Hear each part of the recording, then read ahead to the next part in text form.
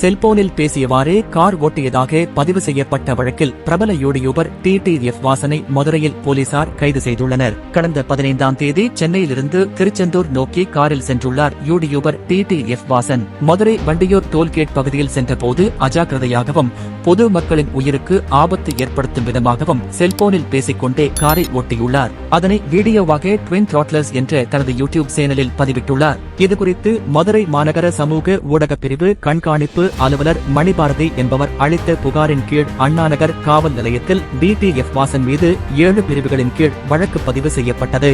இந்த நிலையில் TTF வாசனை கைது செய்து மதுரை அண்ணாநகர் போலீசார் அவரிடம் விசாரணை நடத்தி வருகின்றனர். ஏற்கனவே காஞ்சிபுரத்தில் அதிவேகமாக பைக் ஓட்டி விபத்தை ஏற்படுத்திய விவகாரத்தில் TTF வாசனின் இருசக்கர வாகன ஓட்டுநர் உரிமத்திற்கு 10 ஆண்டுகள் தடை விதிக்கப்பட்டது.